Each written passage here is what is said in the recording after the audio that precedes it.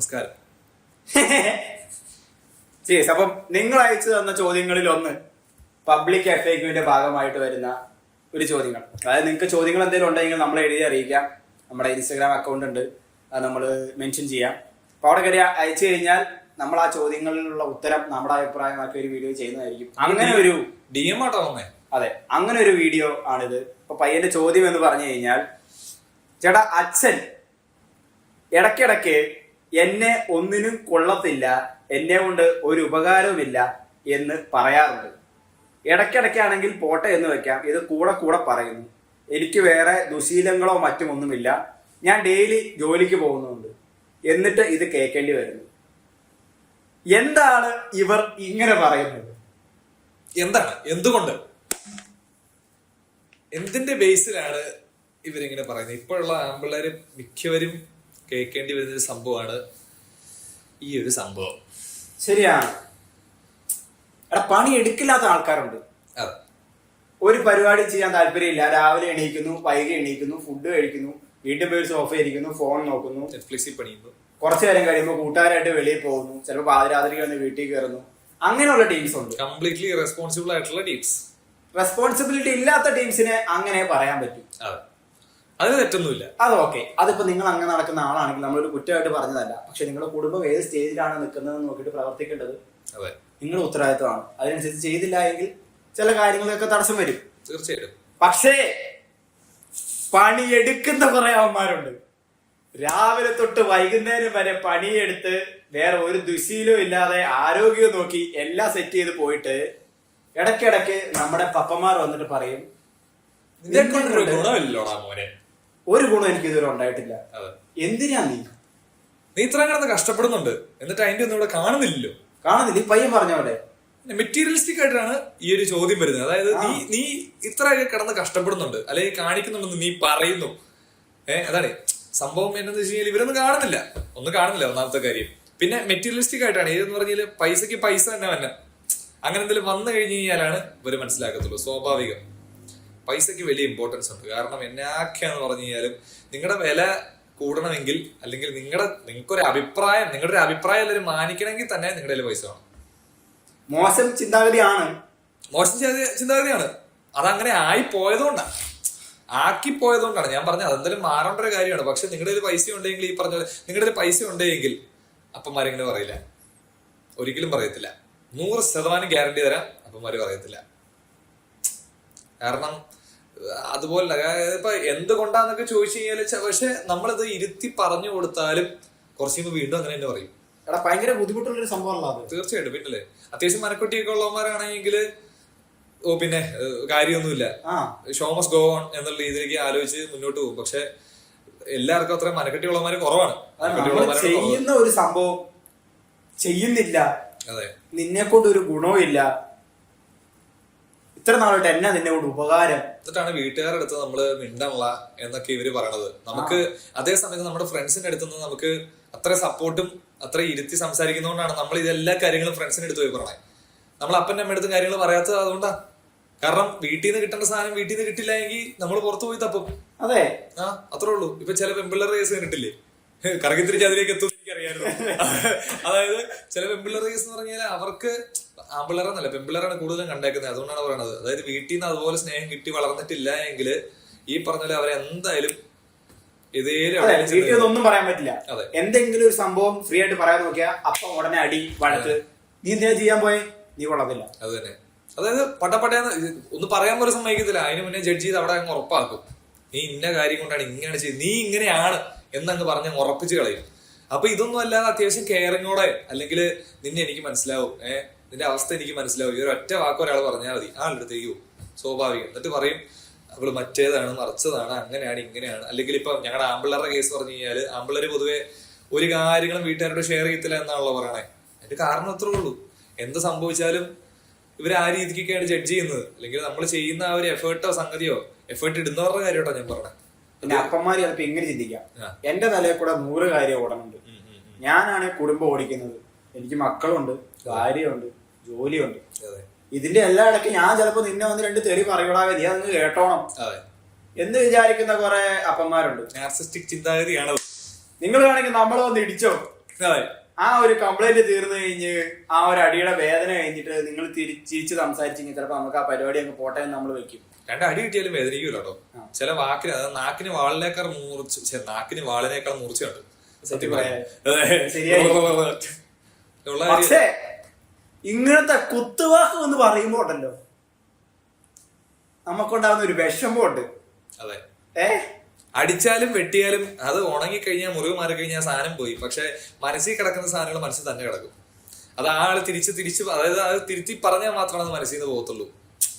അതുകൊണ്ട് അറിയത്തില്ല. അതുകൊണ്ട് തന്നെയാണ് ഈ അപ്പന്മാരും മക്കളും നിങ്ങൾ മറ്റേ വളരെ കുറച്ച് പേരല്ലേ കാണാൻ പറ്റത്തുള്ളൂ. അപ്പനും മക്കളും ഈ പറഞ്ഞ പോലെ അപ്പനും ആമ്പിള്ളേരും മക്കളും തമ്മിൽ അത്ര സിങ്കായിരിക്കില്ല. ബ്രോഡാഡി സെറ്റപ്പിൽ നടക്കുന്ന ആൾക്കാർ വളരെ കുറവാണ്. അതിന്റെ കാരണം ഇത് തന്നെയാണ്. കാരണം ഭയങ്കര മെറ്റീരിയലിസ്റ്റിക് ആയിട്ടാണ് അവര് നമ്മളിൽ നിന്ന് റിസൾട്ട്സ് കാണുന്നത്. ഒരു ജോലി കിട്ടി ആ രീതിക്ക് അങ്ങനെ ചെയ്ത് ഇന്ന പോലെ വീട്ടിലേക്ക് സാധനങ്ങൾ ചെയ്ത് അല്ലെങ്കിൽ അത്രയും വലിയൊരു റിസൾട്ട് ഉണ്ടാക്കി അവർക്ക് കാണാൻ പാത്തൊരു റിസൾട്ട് ഉണ്ടാക്കി കാണിച്ചു കൊടുത്താൽ മാത്രമാണ് ആ ഒരു സംഭവങ്ങളെല്ലാം വരത്തുള്ളൂ. അതുവരെ ഇങ്ങനെ പറയുന്നത് എന്നെ കൊണ്ട് എന്ത് ഗുണമുണ്ടായി, ഇത്രയും നേരം കുത്തി ചെയ്തിട്ട് നീ എന്തുണ്ടാക്കി തന്നു എന്നൊക്കെ ചോദിക്കും.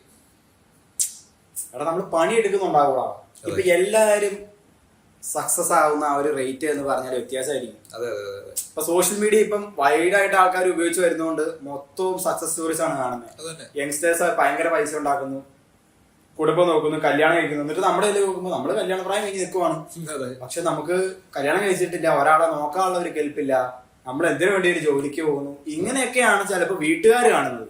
അത് തന്നെ, വീട്ടുകാർ നോക്കുമ്പോ ഈ പറഞ്ഞ പോലെ ഇവന് 1-ാം തീയതി സാലറി ഒന്നും കിട്ടുന്നില്ല, അല്ലെങ്കിൽ 5-ാം തീയതി സാലറി ഒന്നും കിട്ടുന്നില്ല. ഇവന് ഈ മാസത്തിന്റെ പകുതിയൊക്കെ ആകുമ്പോഴത്തേക്കും ഒന്ന് കിട്ടും, അല്ലെങ്കിൽ എന്തൊക്കെ പൈസ കിട്ടുന്നുണ്ട്. ഇവൻ അങ്ങനെ ഇങ്ങനെ പൈസ മറിക്കാനായിട്ട് ഓടുന്നുണ്ട്, അങ്ങനെ എന്തൊക്കെയോ ചെയ്യുന്നുണ്ട്. ഇവൻ വീട്ടിൽ തന്നെ ഇരുന്നാണ് ഇങ്ങനെ വർക്ക് ചെയ്തോണ്ടിരിക്കണേ. ഇതിൽ എന്ത് സേഫ്റ്റി ഉണ്ട് എന്തൊക്കെയാണ് ചിന്തിക്കണേ. അല്ലെ പണിയെടുത്ത് പൈസ കിട്ടിയാൽ തന്നെ ഇവൻ അവന്റെ ചെലവ് നോക്കാനുള്ള പൈസ കിട്ടുന്നുള്ളൂ. പൈസ എന്തിനൊക്കെ ഈ ജോലി എടുക്കണേ, അങ്ങനെയുള്ള ചിന്താഗതിക്കാരുണ്ട്. കെട്ടുപ്രായത്തിന്റെ കേസ് ഈ പറഞ്ഞ പോലെ നമ്മുടെ ഇവിടുത്തെ ഒരു ടിപ്പിക്കൽ പ്രായം ഒരു 28, മാക്സിമം 28ഒക്കെയാണ്. അപ്പൊ അതിനുള്ളിൽ സെറ്റിലായി കാണിച്ചില്ല എങ്കിൽ വീട്ടുകാർ മാത്രമല്ല നാട്ടുകാരും പറയാൻ തുടങ്ങും. അതുകൊണ്ടൊക്കെയാണ് ഈ പറഞ്ഞ പോലെ മനസ്സും എടുത്ത് തന്നെയാണ് കുറെ ആമ്പിള്ളേർ ഈ പറഞ്ഞ പോലെ ഇങ്ങനെ പോയിക്കൊണ്ടിരിക്കണം. മനസ്സും അടുത്തും ഇങ്ങനെ പോയിക്കൊണ്ടിരിക്കുക. അതുകൊണ്ടാണ് ഈ നല്ല നല്ല കൂട്ടുകെട്ടുകളൊക്കെ ഇങ്ങനെ സ്ട്രോങ് ആയിട്ട് പോയിക്കൊണ്ടിരിക്കുന്നതും ചില അല്ലാത്ത കൂട്ടുകെട്ടുകളും സ്ട്രോങ് ആയിട്ട് പോകുന്നതിന്റെ കാരണം നല്ലവരുടെ കൂട്ടത്തിലേക്ക് പോകുന്നതുകൊണ്ട് തന്നെ അതുപോലെ തന്നെ ഇപ്പൊ എല്ലാത്തിൽ നിന്നൊരു പ്ലഷറിലേക്ക് കിട്ടുന്നത് ഡിഫറെന്റ് കൈൻഡ് ഓഫ് പ്ലഷറാണ് കിട്ടുന്നത്. അപ്പോ നല്ല രീതിക്കുള്ള സർക്കിളിലേക്കും ഇഷ്ടംപോലെ ആൾക്കാർ പോകുന്നതിന്റെ കാരണം അതാ, നല്ല ചീത്ത സർക്കിളിലേക്ക് ആൾക്കാർ പോയി കൂടുന്നതിന്റെ കാര്യം അത് തന്നെയാണ്. വീട്ടിൽ നിന്ന് കിട്ടുമെങ്കിൽ പുറത്തു പോയി തപ്പൂല, ഒന്നും തപ്പൂല, അത്രേ ഉള്ളൂ. കാരണം വീട്ടിൽ നിന്ന് കിട്ടി നമ്മുടെ ക്യാരക്ടർ ഡെവലപ്മെന്റ് ഒരു ഭാഗമായി ഇപ്പൊ. കാരണം നമുക്ക് അറിയാവുന്ന ഇഷ്ടം പോലെ ഫ്രണ്ട്സ് ഉണ്ട്, എല്ലാത്തിനും നെഗായിട്ട് തന്നെ കാണുന്നവരുണ്ട്. അതുകൊണ്ട് തന്നെ കാരണം ചെറുപ്പം തൊട്ട് ഇത് തന്നെ കേൾക്കുന്നത്. അപ്പൊ പിന്നെ അവര് പുറത്തേക്ക് ഇറങ്ങിയിട്ട് ഒരാളൊരു കാര്യം ചെയ്യുന്നതായിട്ട് കണ്ടു കഴിഞ്ഞാൽ ഇപ്പൊ ഞാൻ ചെറുപ്പം തൊട്ട് ഇങ്ങനെയാണ് കേട്ടതെന്ന് വിചാരിക്കുക. അതായത് ഭയങ്കര നെഗറ്റീവായിട്ട് അങ്ങനെ ഒരു കാര്യങ്ങൾക്ക് സപ്പോർട്ടും ഇല്ലാതെ വളർന്ന ആ ഒരു സെറ്റപ്പ് ആണെങ്കിൽ ചിലപ്പോൾ ഞാൻ ഒരു പീക്കിലേക്ക് എത്താം, മറ്റുള്ളവരെ സപ്പോർട്ട് ചെയ്യുന്ന സ്വഭാവം ചിലപ്പോൾ വരാം. പക്ഷെ ചിലപ്പോൾ ഞാൻ ഈ പറഞ്ഞ പോലെ എന്റെ ഒരു ഫ്രണ്ടോ ആരെങ്കിലും ഒക്കെ ഇങ്ങനെ ട്രൈ ചെയ്യുന്ന കണ്ടു കഴിഞ്ഞാൽ ഞാനും ചിലപ്പോൾ ഇരുന്ന് ഇങ്ങനെ ഒരു നെഗ് അടിക്കാനുള്ള ചാൻസ് കൂടുതൽ. കാരണം ഞാനത് കണ്ടാ വളർന്നേക്കുന്നത്. അതുകൊണ്ട് അങ്ങനെ ഒരു പ്രശ്നം കൂടെ ഉണ്ട്. എന്ത് ചെയ്യാൻ പറ്റും എന്ന് ചോദിച്ചാൽ എന്ത് ചെയ്യാൻ പറ്റും? അതെ, എനിക്ക് പറയാനുള്ളത് വാക്കുകൾ ഉപയോഗിക്കുമ്പം മകനായിക്കോട്ടെ, അനിയനായിക്കോട്ടെ, അനന്തരവനായിക്കോട്ടെ, അതെ, സൂക്ഷിച്ചൊക്കെ ഉപയോഗിക്കുക. ഒന്ന് ആലോചിക്കുക ഒരു 5 സെക്കൻഡെങ്കിലും. ഇപ്പൊ പണി എടുക്കുന്നില്ലാത്ത ഒരു വാഴപ്പയ്യനാണെങ്കിൽ പോലും അവന്റെ അടുത്ത് വന്നിട്ട് നിന്നെ കൊണ്ടൊന്നും ഒരു ഉപകാരം ഇല്ല എന്ന് പറഞ്ഞാൽ അവൻ ഒന്നും കൂടെ പണിയെടുക്കാതെ ആവും. ഓൾറെഡി പണിയെടുക്കുന്നില്ല. പിന്നെ എന്തെങ്കിലുമൊക്കെ അവൻ തീരുമാനിച്ച് ആലോചിച്ച് വെച്ചിട്ടുണ്ടെങ്കിൽ ഞാനങ്ങ് അതിന് ഒരു പണി ഞാൻ ഒന്നും ചെയ്യുന്നില്ല എന്നുള്ള രീതിയിലാവും.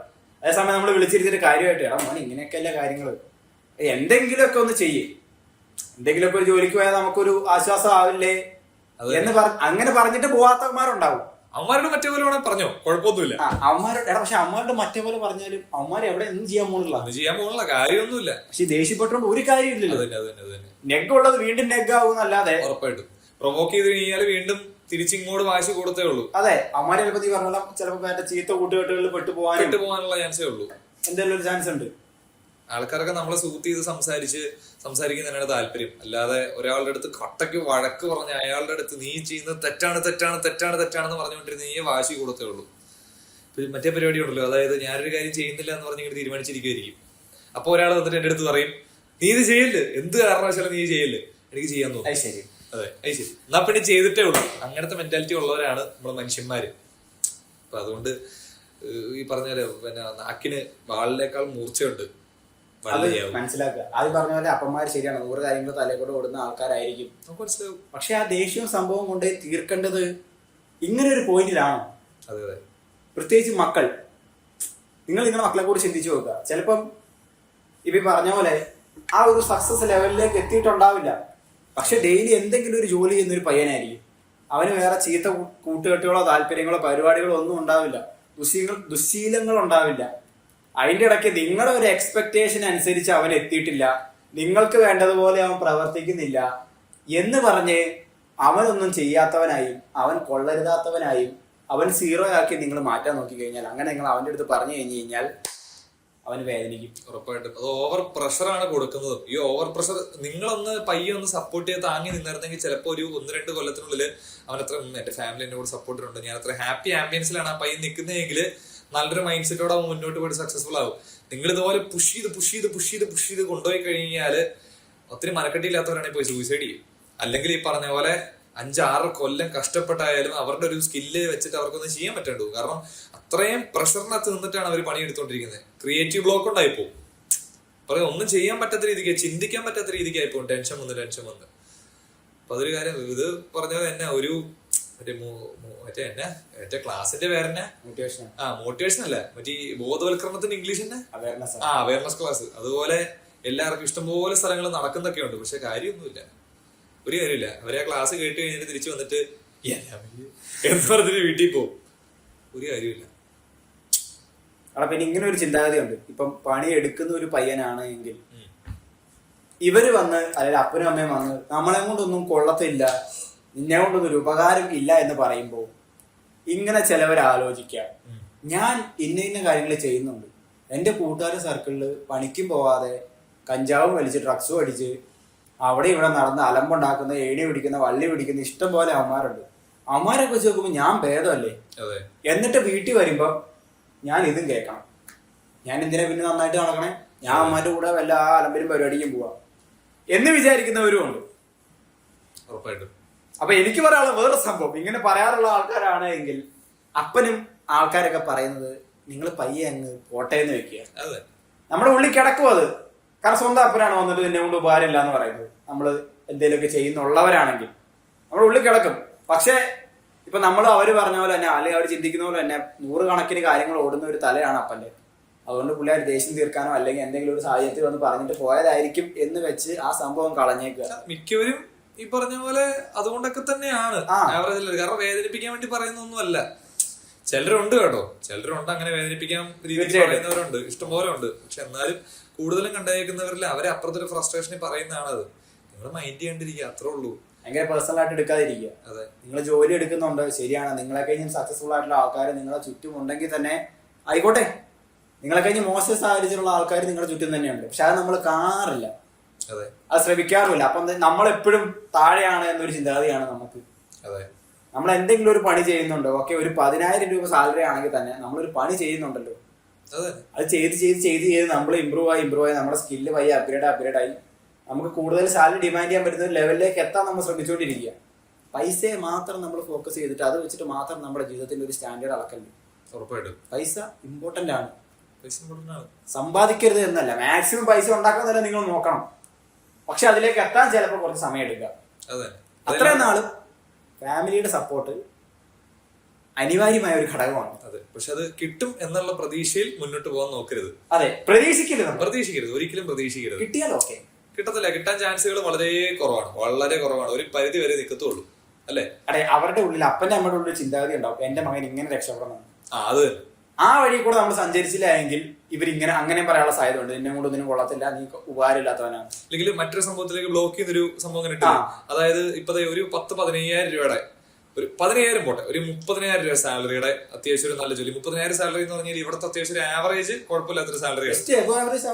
ആവറേജ് സാലറിയാണ് 30,000 ഇങ്ങനെ പോയിക്കൊണ്ടിരിക്കുന്നു. അപ്പോൾ അവൻ ഇങ്ങനെ ഡെയിലി ഒരു 9 to 5 ജോബിലാണ് ഇങ്ങനെ പോയിക്കൊണ്ടിരിക്കുന്നത്. പക്ഷെ ഇവന് ഈ ഒരു മെട്രിക്സിന്റെ പുറത്തേക്ക് ഇറങ്ങണമെന്നുണ്ട്, ഒരു ഓപ്പർച്യൂണിറ്റി ഇവന് വന്ന് നിൽക്കുന്നുണ്ട്. പക്ഷെ അത് തുടക്കത്തിൽ ഈ പറഞ്ഞ അണ്ടർപെയ്ഡ് ആയിരിക്കും. തുടക്കത്തിൽ അണ്ടർപെയ്ഡ് ആയിരിക്കും. പക്ഷെ കുറച്ച് കഴിയുമ്പോഴത്തേക്ക് അതിനകത്ത് വലിയൊരു ഫ്യൂച്ചർ കിടപ്പുണ്ടാവുമായിരിക്കും. ഇവനെ ഇറങ്ങി ഒരു, അതായത് നമ്മുടെ മലയാളികളല്ല, മനുഷ്യന്മാരുടെ പ്രശ്നം എന്ന് പറഞ്ഞു കഴിഞ്ഞാല്, പക്ഷെ മലയാളികളുടെ പ്രശ്നം തന്നെയാണ് അത്. ഒരു സംഭവത്തിലേക്ക് ഇറങ്ങി കഴിഞ്ഞാല് 1 കൊല്ലം 2 കൊല്ലം 3 കൊല്ലത്തിനുള്ള റിസൾട്ട് ഇല്ലെങ്കിൽ അവൻ ഫെയിലിയറാണ് എന്നുള്ളൊരു മെന്റാലിറ്റി ഉണ്ട്. ചിലപ്പോൾ 10 കൊല്ലം എടുത്ത് റെഡി ആവത്തുള്ളായിരിക്കും. 10 കൊല്ലം കഴിഞ്ഞ് കഴിഞ്ഞാൽ ഈ പയ്യൻ ആ ജോലി കളഞ്ഞ് അതിലേക്ക് ഇറങ്ങി ഫെയിൽ ആവാം, സക്സസ് ആവാം. പക്ഷെ ഒരു ഓപ്പർച്യൂണിറ്റി കളയല്ലെന്നേ ഞാൻ പറയത്തുള്ളൂ. ചെയ്തു നോക്കണം. നിങ്ങൾക്ക് അതിനുള്ള സ്കില്ലുണ്ട്, നിങ്ങൾക്ക് അതിലാണ് ആ പണി ചെയ്യുമ്പോഴാണ് നിങ്ങൾക്ക് കുറച്ചുകൂടെ സന്തോഷം കിട്ടുന്നതെങ്കിൽ നിങ്ങൾ അത് ചെയ്തു നോക്കണം. എന്നിട്ട് പറ്റുന്നില്ല എങ്കിൽ ഈ പണിയിലേക്ക് തിരിച്ചു പോരെ, കുഴപ്പമുള്ള കാര്യമൊന്നുമില്ല. നിങ്ങളുടെ തല വെട്ടി പോകത്തൊന്നുമില്ല, നിങ്ങൾ ചത്തുപോകത്തൊന്നുമില്ല, അത്രേ ഉള്ളൂ. പക്ഷെ ഈ പറഞ്ഞ പോലെ ആ ഒരു മെന്റാലിറ്റി ഭയങ്കര ഇതാണ്. 10 കൊല്ലം കൊണ്ട് ആ പയ്യന്റെ വീട്ടിലൊരു പോർഷെ കിടക്കും, അല്ലെങ്കിൽ ഒരു BM കിടക്കും.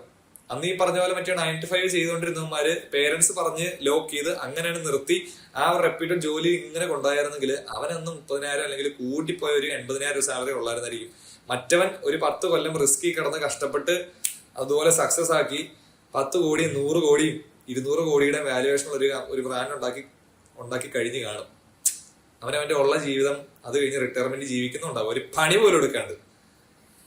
അതുപോലെ ഇഷ്ടം പോലെ ആൾക്കാരുണ്ട്. ഈ പറഞ്ഞ വലിയ വലിയ സംഭവങ്ങളെല്ലാം ഉണ്ടാക്കി വെച്ചവന്മാരെല്ലാം ഇത്ര റിസ്ക് എടുത്ത് അതുപോലെ പട്ടിണിക്ക് ഷട്ടറിന്റെ ഫ്രണ്ടിൽ കിടന്ന് ഇറങ്ങിയവന്മാരുണ്ട് ഇഷ്ടം പോലെ. അവന്മാരെ കുറെ കഥകൾ ഞാൻ കുറെ പേരെടുത്ത് കേട്ടിട്ടുണ്ട്.